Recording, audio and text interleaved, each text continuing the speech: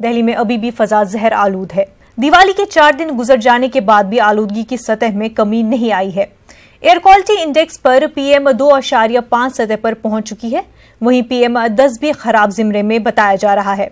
आपको बता दें कि एयर क्वालिटी 0 से 50 तक अच्छी मानी जाती है। 51 से 100 तक इत्मीनान बख्श करार दी जाती है।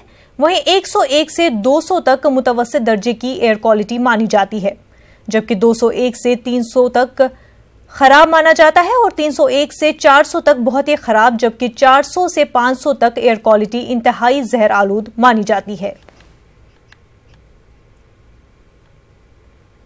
प्रदूषण कम होने का नाम नहीं ले रहा है। दिन प्रतिदिन प्रदूषण बढ़ता दिखाई पड़ रहा है। मैं इस वक्त मौसम विभाग के बाहर मौजूद हूं। आप देख सकते हैं PM 2.5 का लेवल लाल निशान से ऊपर पहुंच चुका है और PM 10 का लेवल भी खतरे के निशान से काफ़ी ऊपर चल रहा है, जिसकी वजह से दिल्ली वासियों को जहरीली हवा में सांस लेना पड़ रहा है और काफ़ी परेशानियों का सामना करना पड़ रहा है। एक तरफ जहां दिवाली के प्रदूषण से छुटकारा नहीं मिला था, वहीं दूसरी तरफ पंजाब में पराली जलाने की घटना सामने आती है। पंजाब के मालवा ज़िले में पराली जलाने से दिल्ली NCR में प्रदूषण का स्तर काफ़ी बढ़ सकता है और आने वाले समय में काफ़ी परेशानियों का सामना करना पड़ सकता है। ऐसे में ज़रूरत है सरकार को मुस्तैद होने की और कुछ ठोस कदम उठाने की।